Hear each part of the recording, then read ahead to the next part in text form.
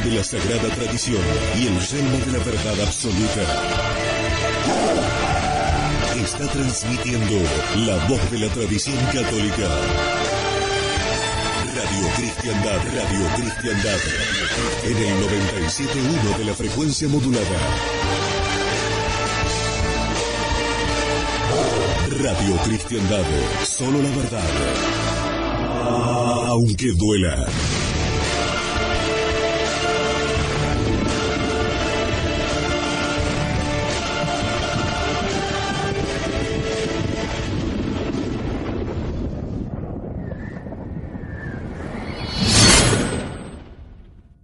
Padre, del Hijo y del Espíritu Santo. Amén. Amados hermanos en nuestro Señor Jesucristo, nos encontramos en el tercer domingo después de Pascua y tenemos el relato del Evangelio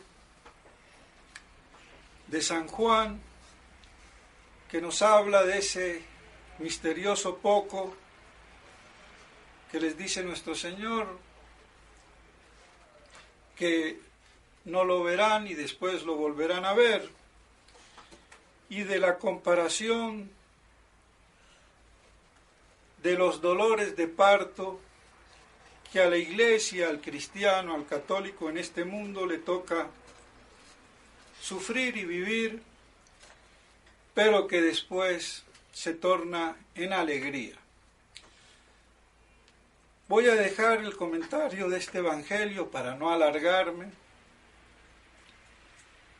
y porque me veo y se puede incluso explicar los dos próximos domingos, que son parte del mismo capítulo de San Juan.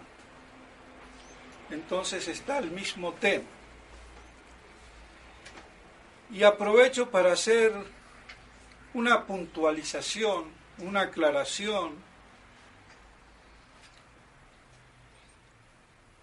porque la iglesia es luz, la religión es luz, la doctrina es luz, la fe es luz.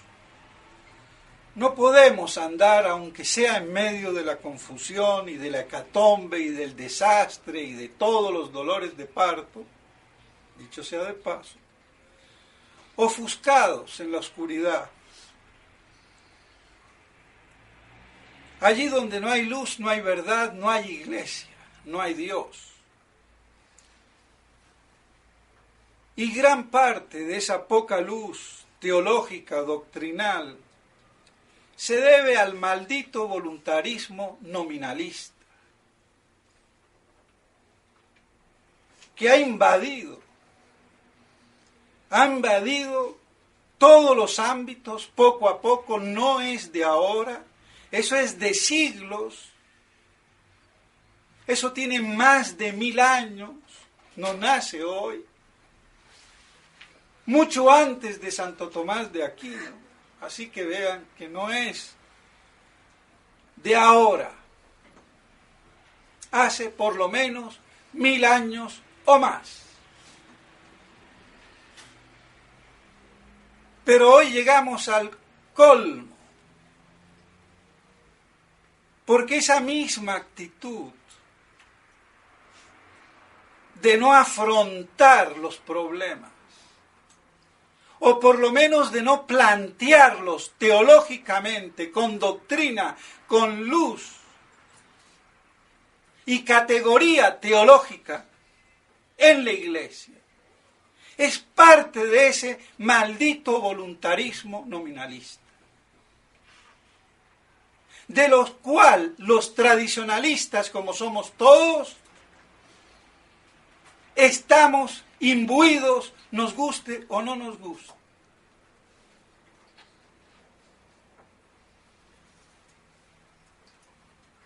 Y por eso esa falta de exposición clara, nítida, aunque no se puedan resolver, pero hay el planteamiento. Yo me acuerdo en la primaria, en aritmética de primaria, para resolver un problema de regla de 3, directa o inversa, compuesta o simple, La maestra decía, para resolver el problema lo primero es plantearlo bien. Y si se plantea bien, se tiene la solución al 50%. Pero si se plantea mal, jamás habrá solución. Una cosa elemental. Y eso no se ha puesto en práctica en el ámbito eclesiástico, ni antes ni después del concilio.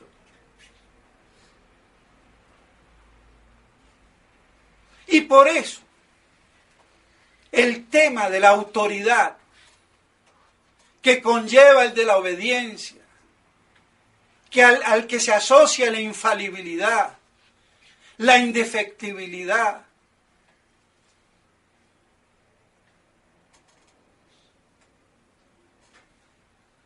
dejan perplejos a los fieles. La famosa carta de los católicos perplejos de Monseñor Lefebvre.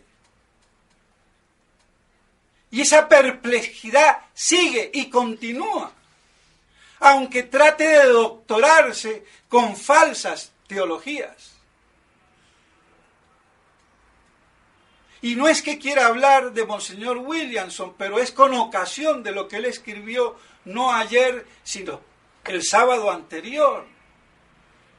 Y no porque vaya a hablar de él, sino con ocasión de que vuelve como un francotirador y tira piedritas. Y vuelve y saca el tema del Papa, del sedevacantismo y de su trasnocho de la quinta iglesia en la cual él cree que está, y que la del anticristo será la séptima, o la que no sé. Entonces, todavía no hay anticristo que valga. Y ahora que se le viene la ordenación o consagración del padre Cendejas, a ver qué va a hacer la luminaria, cómo se va a portar. Esperemos que si es tan diplomático, pues también se comporte como debe de ser con uno. Y la consagración a Rusia. Mejor dicho, qué merengue.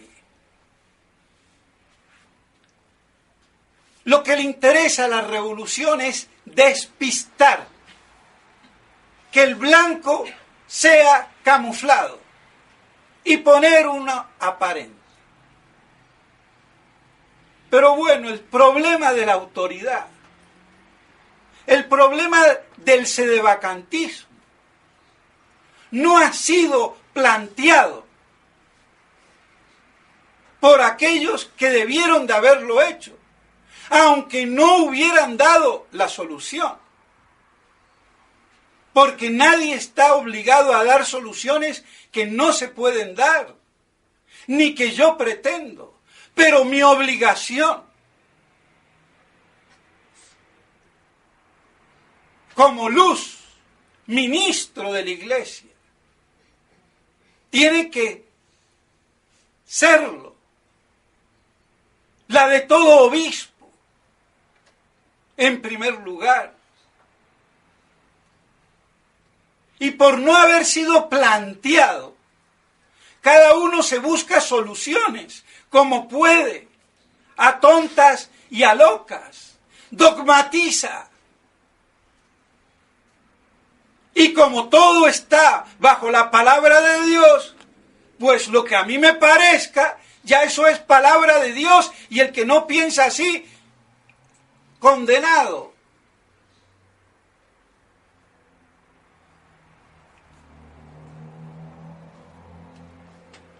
Lamentablemente, si hay un error o una falencia o algo que reprocharle a Monseñor Lefebvre, no es como hacen muchos sedevacantistas viscerales a lo bruto, de que no se pronunció. No. Sino en el no haber planteado, igual que Monseñor de Castromayer. igual que muchos otros. Entonces no hay que tirarle piedras a nadie, pero no, se planteó teológicamente. Vean, señores, el problema es este. Ahora, la solución, bueno, ya se verá. Pero plantear el problema. Ese es el único reproche que se puede hacer. Porque si bien Monseñor Lefebvre dio hitos, dijo algunas cosas que aparentemente parecen contradictorias o contrarias, pero era por los avatares del momento prudencial de esa circunstancia precisa. Pero el supuesto teológico que implicaba, sin haberlo explicitado, iba por lo menos admitido. Pero a veces por las circunstancias tiraba para la derecha o para la izquierda. Y hacia el último dijo cosas muy claras que suponían un planteamiento que jamás dio, pero que daban a entender bien claro que cual fuera su actitud prudencial, como a veces decía, implicaba, sea que tirara para la derecha o la izquierda, la posibilidad teológica de la defectibilidad del Papa. Y ahí es donde está el problema. Porque el planteamiento se reduce a eso. ¿Es teológicamente posible o no que el Papa defeccione, claudique en la fe? Y llámesele cisma, herejía o apostasía. ¿Es posible o no es posible? ¿Es católico o no es católico? ¿Es verdad o es mentira? Jamás nadie que yo conozca lo ha hecho en la tradición. Y me toca hacerlo hoy. Porque no es posible que se sigan dispersando las almas, los sacerdotes, las discusiones interminables. Y el 99% no tiene razón. Parten sin un planteamiento doctrinal, teológico, seguro.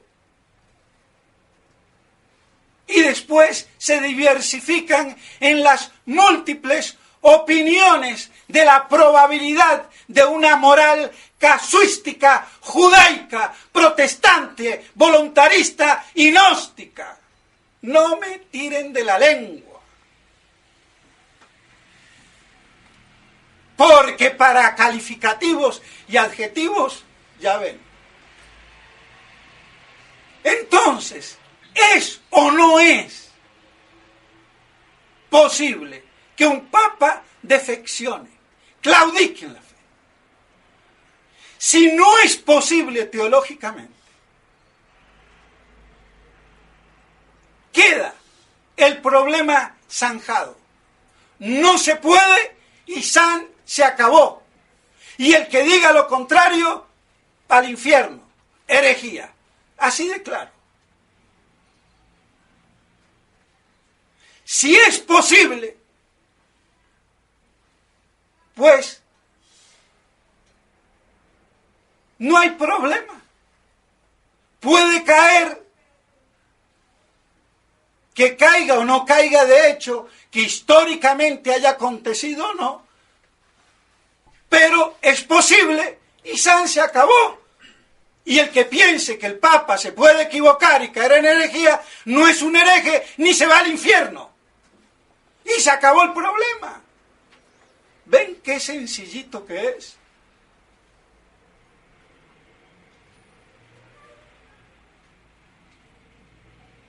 Pero las actitudes son distintas.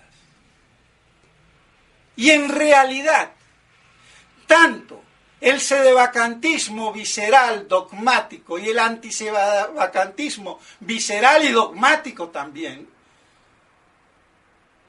porque son cuñas del mismo palo, parten del mismo supuesto y se basan en los mismos autores. El Papa no puede jamás claudicar en la fe. Y san se acabó. Y los modernistas, y los liberales, y los antisedevacantistas, eso es lo que piensan.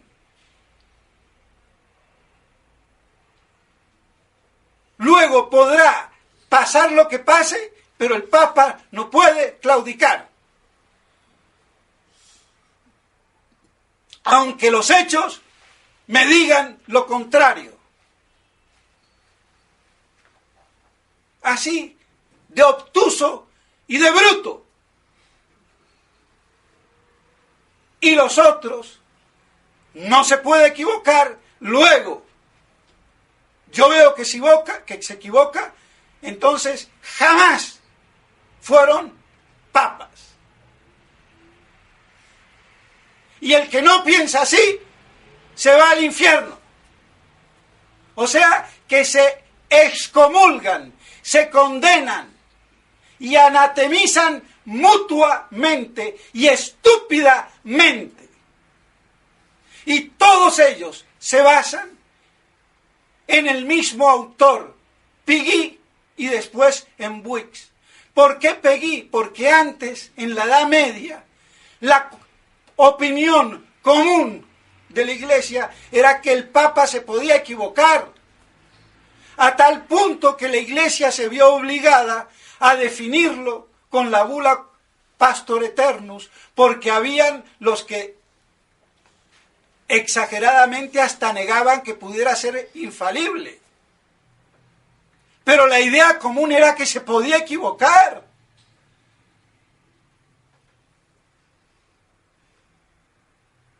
Entonces, después de la promulgación del dogma, exageradamente mal entendido, nos da entonces que el Papa ya está declarado, no se puede equivocar y el que lo piense se condena. Por eso el profesor Le Floch, director del seminario francés en la década de los años 20, rector del seminario donde estaba Monseñor Lefebvre, dijo que la peor herejía era la que venía. La exageración del debido respeto al Papa, la obediencia, y la extralimitación de su infalibilidad doctrinal. Porque las cosas tienen su peso, su medida, su límite, su definición. Lo único que no se puede definir es Dios. Porque no hay nada que lo defina en una esencia. Por eso es infinito e ilimitado. Por eso no lo puedo conocer en su esencia. De ahí también salió la cábala y la gnosis. Porque de toda realidad mal entendida, mal explicada, sin filosofía, sin metafísica, para que después venga la teología, salen disparates. Y esto es más viejo que Adán. Y por eso andamos más perdidos que Adán, dicho chistosamente, en el Día de la Madre. Perdónenme la irreverencia, el pobre Adán, ¿qué hace el Día de la Madre? Así andamos. Desnuditos en el paraíso, pero perdidos.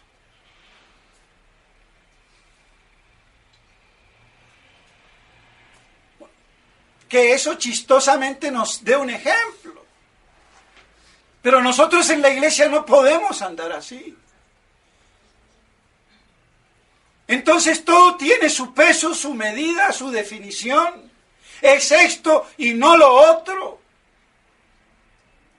Y dos cosas no son la misma cosa. Son cosas elementales. Si eso se pierde, da lo mismo ser hombre, mujer, gay, geisha, arriba, abajo, derecha, izquierda, da todo igual. ¿Qué es lo que pasa? Entonces, se inclinó el árbol hacia el otro lado por una exageración de esa interpretación dogmática de una verdad que dice ex cátedra. No dice siempre el Papa que habla es infalible, sino es cátedra con las condiciones que ello conlleva, las que sean, pero hay condiciones, porque solamente Dios es infalible, sin condiciones, sin límites, y se acabó. Si no, cada estornudo del Papa sería soplo del Espíritu Santo. Y a ver quién se traga el cuento. Pero muchos parecen que sí. Entonces, plantear el problema. Y siempre estuvo planteado en la Iglesia de que el Papa podía defeccionar en la fe. Hasta eso estaba condensado en el derecho, que el derecho es una expresión jurídica de la teología para casos concretos que así lo requieran. Pero yo no voy a ir con el jurisdictismo y el derecho a hacer teología. Es la teología la que manda la parada. El derecho el que actúa en consecuencia, según los parámetros teológicos de las necesidades que hay en el gobierno y en la justicia que el derecho debe de procurar. Por eso toda discusión no se finiquita en el orden jurídico, sino en el orden teológico, del cual el jurídico depende según las circunstancias.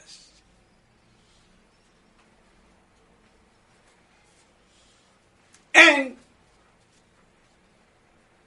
consonancia con el bien común que la justicia procura. Y por eso la ley, en orden al bien común y no del político chipcha de turno que hace lo que quiere. ¿Y quién le dice nada? Tutankamón. Entonces, esa es la noción que hay que tener de las cosas. Entonces, si es posible teológicamente que caiga, nadie lo dudaba en la Edad Media. Fue después con Piguí, que era un, como ya lo he dicho, palaciego holandés del Papa Adriano VI, que también era holandés y fue preceptor de Carlos V y por eso llegó a Papa y fue regente en España, mientras Carlos V lo coronaban emperador en Alemania. Entonces, ¿qué? Un lambón. El Papa no se equivoca y más porque es holandés como yo. Che, ¿qué te pasa? Y Melchor Cano lo refunde con nombre y apellido.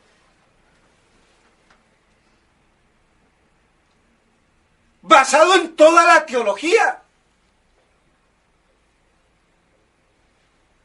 Y San Alfonso María de Ligorio también pone en un extremo a los protestantes, luteranos y calvinistas que niegan que el Papa pueda ser infalible, y pone en el otro extremo a Pío, que niega lo contrario. Luego que el Papa siempre es infalible. Esos dos ejemplos bastarían. Entonces, si es posible, la cuestión es plantearlo, que se dé el hecho o no, ya es una otra cuestión. Es posible hacer pan con el trigo. Ahora, que yo haga pan o no, bueno, está bien.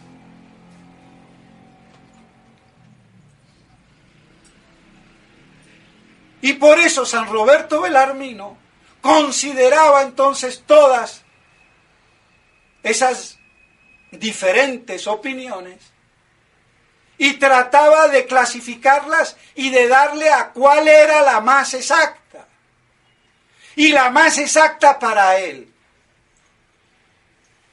era, en primer lugar, que un papa puede caer en herejía, en cisma, en apostasía, puede defeccionar en la fe.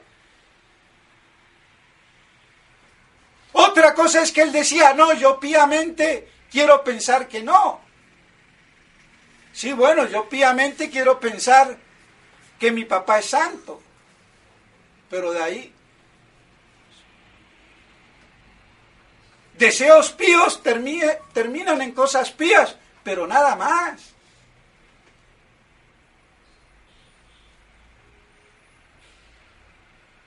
Y de hecho, por eso considera el caso. Y entonces dice, ¿qué pasa? Ipso facto, cuando la herejía es manifiesta, pública, pierde el pontificado. Cayetano decía, no, se necesita una declaración de los cardenales para que avalen, no para que jurídicamente dictaminen, sino para que avalen esa o refrenden ese problema. Bueno. Pero admitían que puede caer. Entonces, no podemos decir que no.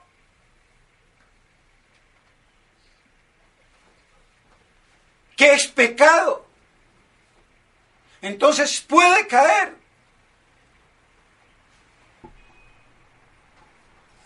¿Qué pasa? Bueno, cada uno saque su consecuencia, su conclusión. Por eso Monseñor Lefebvre dijo al último, y que no lo quieren ver en la fraternidad, ni muchos, que el problema había que mirarlo y cada uno en conciencia, aunque él suficientemente no planteó, ni Monseñor de Castromayer tampoco. El único que medio planteó fue Gerard de Laurier, pero ese era un matemático que se pone con lo de materia y forma y la enreda más. Y teológica y metafísicamente es absurdo. Otra cosa es papa de hecho y papa de derecho. Pero no voy a entrar en todo eso. Entonces había que plantear el problema. y que cada uno juzgue en conciencia. ¿Por qué no lo hizo Monseñor Lefebvre? Y bueno, no podemos. Tenía mucha presión, tenía también su dosis de Kempis, hay que decirlo, como la tenemos todos. Todos somos kempianos. ¡Ojo! No, mira, lo importante es tú santifícate. No mires, reza. ¿Pero qué es? No, reza.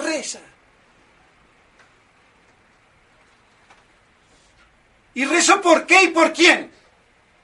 Entonces tengo que conocer el problema para poder rezar. ¿Es esa actitud kempiana? A ver si el médico ve que si alguien se está muriendo en la calle, rezo. No, va y mira. Eso lo podrá hacer otro que no sea médico. Bueno, yo ni miro y rezo por él. Pero en la iglesia los doctores, el clero no puede decir eso. Entonces, esa actitud de que yo me santifico sin mirar muy bien la defensa, la exposición y la profesión de la fe, es Kempis. Y somos católicos por la profesión de la fe. Entonces, cuidado. Tengo que defenderla y para eso estoy confirmado con un sacramento para ser soldado de Cristo en la defensa de la fe. Cuando es conculcada por los enemigos. Y no como dice Monseñor Tissier, para que yo me santifique. Kempis. La confirmación está para que yo sea santito. Sí, Kempis. Está para defender la verdad, como soldado de Cristo. ¿Ya ven? Entonces Monseñor Lefebvre también tocado un poco, como todos. Entonces, bueno, ese problema dejémoslo, miremos más bien la unidad de esto, muy bien, pero yo no puedo indefinidamente. Pero él también tenía una fe clara y lúcida y actuaba. Y actuó en los hechos mucho más que Monseñor de Castromayer. Entonces sí se podía dar medio el lujo.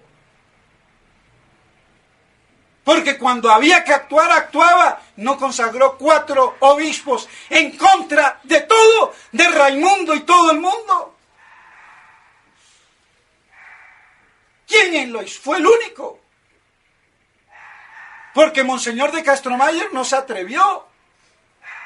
Y de Godintuk no hablemos, porque lamentablemente hay una sombra muy grande sobre su capacidad mental.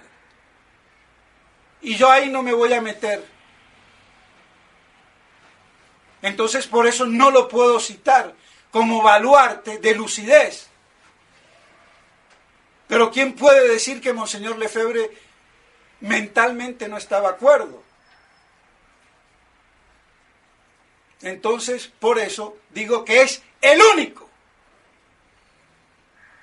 sin echarle piedras a nadie, porque la garantía de lo que viene de Godintuk no existe, por ese problema. Y entonces aquí hay que ir con lo cierto. Entonces, el único que consagró. Y en un momento crucial, que ahora después le hayan traicionado, eso es otro cuento. Que hayan cambiado es otro cuento. Entonces él, si bien afectado un poco por esa mentalidad kempiana, pero actuaba el hombre. Tenía pantalones. Y si había que decirle no, era no. Y como buen francés, tant pis pour vous, monsieur. Lo siento. Y se acabó. Entonces hay que saber considerar las cosas.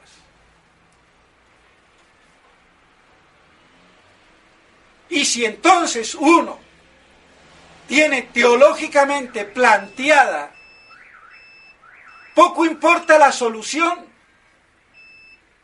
porque puede ser que no la tengamos. O puede ser que la tengamos. Y si la tenemos, como yo teológicamente la tengo, y no es una opinión, es una evidencia teológica quod sapientes, pero no se puede imponer, porque no todo el mundo tiene los principios, los parámetros, las bases, la inteligencia del caso, y también la luz de la gracia. Porque esto no es a puro pulmón. Se requiere también la luz de la gracia. Porque no es un problema filosófico, es teológico.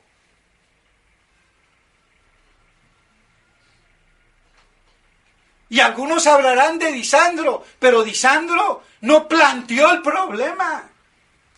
Él lo resolvió en su gnosticismo, encubierto de latinismo y de verborrea semántica clásica, con la cual ocultaba su profunda gnosis,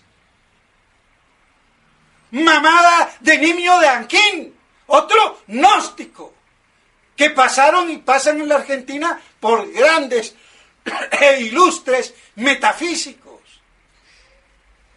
Y que el bobo del licenciado Arnaldo Rossi, que no se ponga a escribir con seudónimos para refutarme, pedazo de bruto. Si eres inteligente y capaz, pon tu nombre y apellido y hablemos. Y si Alberto Vuela, el otro metafísico, que parece ser que lo defiende mucho a Nimio de Anquín y que se dice discípulo del padre Membiel, quiere, muy bien. Si aquí hay para darle de todos a todos, sin tener títulos universitarios. El que sabe, sabe. Y se acabó. ¿De qué sirven hoy los títulos universitarios en filosofía o en teología? Ni de papel higiénico. Y si son doctores de antaño, saquen su sapiencia. Que veremos quién es más o quién es menos. Y de frente. Así de claro. Entonces, si se tiene la convicción teológica, no se le puede imponer a nadie. Hay que ilustrar. Pero lo que es un hecho, que esto es un desmadre.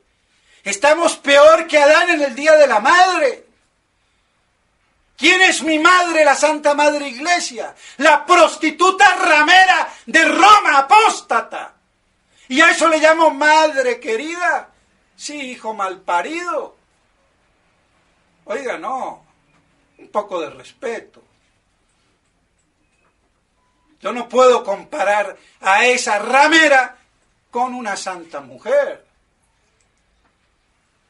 Entonces tengo que tomar distancia, por lo menos. Entonces, mis estimados hermanos, esto da para mucho. Quiero decir que este problema tienen que plantearlo bien para que no se siga dividiendo la tradición, que está archidividida y seguirá dividiéndose porque cada uno adopta posturas sin tener el bagaje.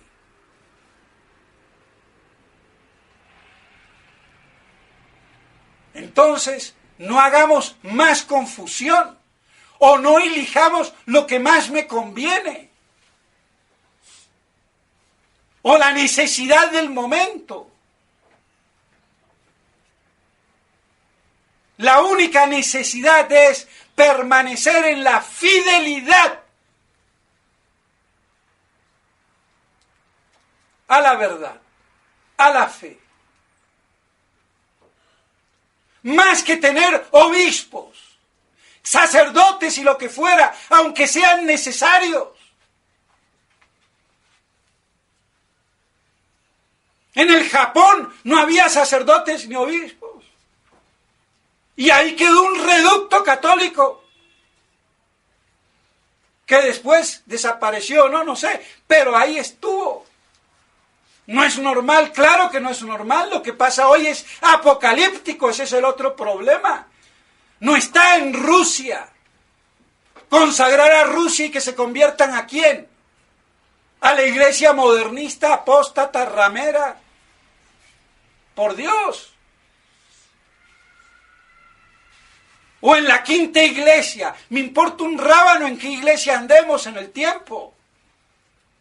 Pero de que este momento es apocalíptico e irreversible y la recta final sin saber cuánto dura lo es. Porque con quinta o séptima o sexta iglesia tenemos lo que dice San Lucas. Cuando el pueblo judío retorna a Jerusalén, ya está todo por concluir. Y eso pasó en el 47-48, entonces, punto. A ver a dónde se va Monseñor Williamson con su quinta iglesia de British trasnochado. Por eso necesita el run run de las olas del mar, para que las sirenas le sigan dando cuerda. Y él ladinamente vaya destilando en su Eleison. Y no es que le tenga rabia personal, no. Hasta lo estimo como persona, como estimo a todo, al peor enemigo mío. Esa es la caridad. Me puedo tomar un vaso de vino, de té o de café con cualquiera, porque no hay odio.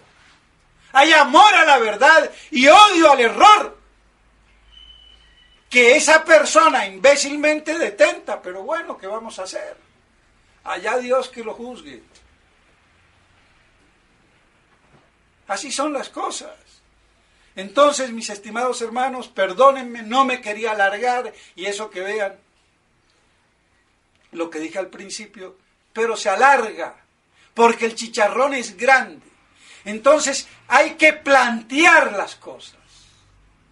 Y las conclusiones teológicas, aunque sean materialmente de fe, porque suponen la fe, no son dogma de fe hasta que la Iglesia así lo determine por su magisterio infalible e indefectible.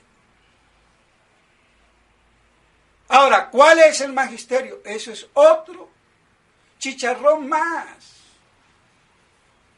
Pero por lo menos ese es el parámetro. Hasta que la Iglesia no lo dictamine, por muy verdad que sea. Y ahora si es un error, pues imposible ya en el error. Pues bien, que esto nos ayude a que por lo menos nos aclaremos un poco y no enredarnos en discusiones inútilmente. Y que podamos así, por lo menos, vivir en cierta paz relativa en medio de esta hecatombe. Y que podamos así santificarnos sufriendo en la posesión de la verdad. Y así se consumarán nuestras vidas hasta que Dios quiera. No sabemos exactamente lo que Dios quiere de nosotros. Lo que quiere es una disposición permanente de inmolación. ¿De qué? De nuestra vida. Nos llame o no nos llame. Porque todo sacrificio, toda abnegación, toda mortificación culmina con la muerte. Por eso nuestro Señor culminó su vida en la cruz. Y por eso el católico es otro crucificado, aunque no le toque morir en cruz. Entonces, que así podamos vivir estos tiempos y en este periodo ahora de Pascua, mirando las cosas de Dios de arriba, las verdades eternas, que el Kempis no quiere ver. Lo lamento. Para amar hay que entender. Nadie ama lo que no conoce.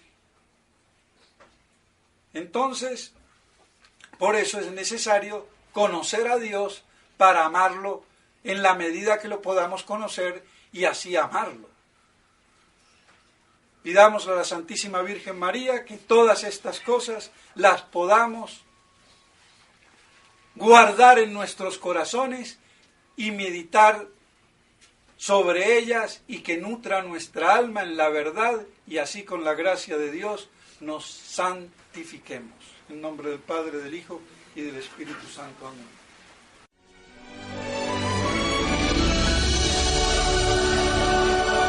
Esta es Radio Cristiandad, la voz de la tradición católica.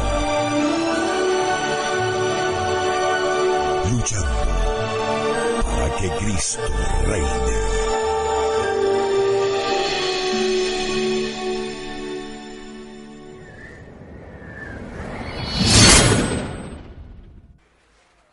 Que no lo verán y después lo volverán a ver, y de la comparación de los dolores de parto que a la iglesia, al cristiano, al católico en este mundo le toca sufrir y vivir, pero que después se torna en alegría. Voy a dejar el comentario de este evangelio para no alargarme y porque me veo y se puede incluso explicar los dos próximos domingos que son parte del mismo capítulo de San Juan. Entonces está el mismo tema. Y aprovecho para hacer una puntualización, una aclaración,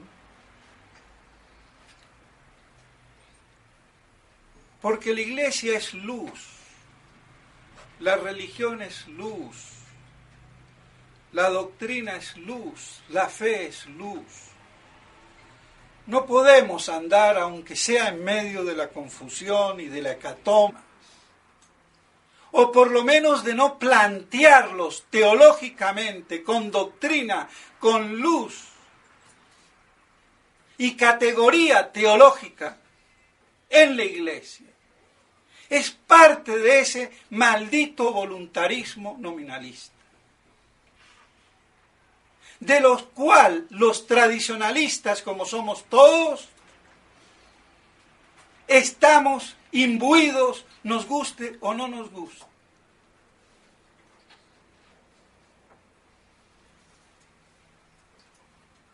Y por eso esa falta de exposición clara, nítida, aunque no se puedan resolver, pero hay el planteamiento. Yo me acuerdo en la primaria, en aritmética de primaria, para resolver un problema de regla de 3, directa o inversa, compuesta o simple.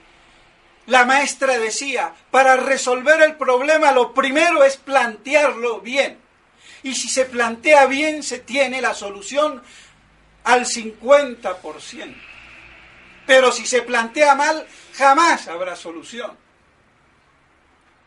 Una cosa elemental. Y eso no se ha puesto en práctica en el ámbito eclesiástico, ni antes ni después del concilio.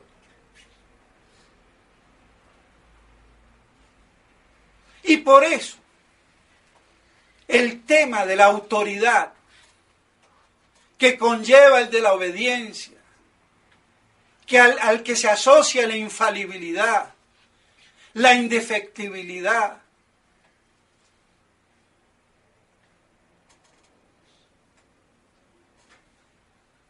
dejan perplejos a los fieles. La famosa carta de los católicos perplejos de Monseñor Lefebvre. Y esa perplejidad sigue y continúa, aunque trate de doctorarse con falsas teologías.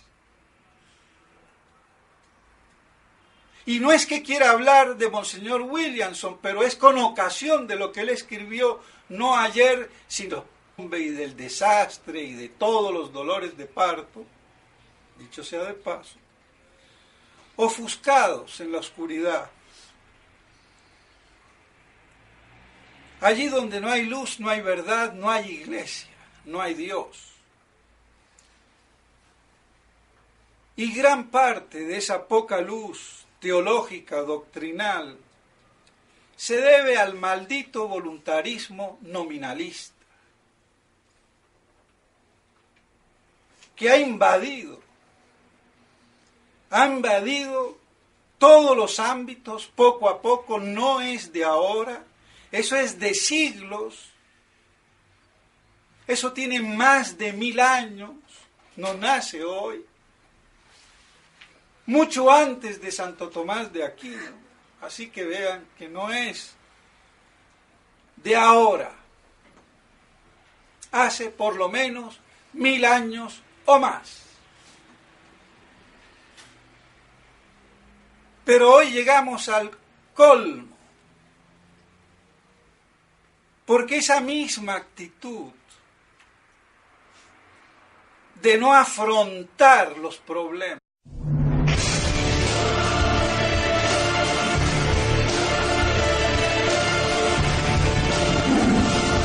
con la espada de la sagrada tradición y el yelmo de la verdad absoluta,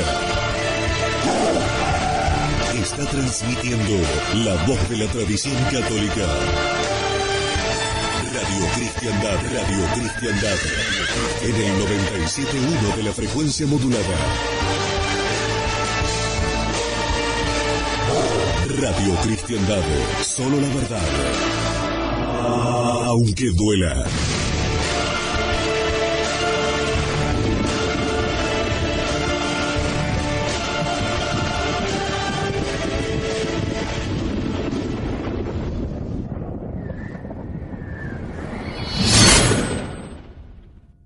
Padre, del Hijo y del Espíritu Santo. Amén. Amados hermanos en nuestro Señor Jesucristo, nos encontramos en el tercer domingo después de Pascua y tenemos el relato del Evangelio de San Juan, que nos habla de ese misterioso poco que les dice nuestro Señor: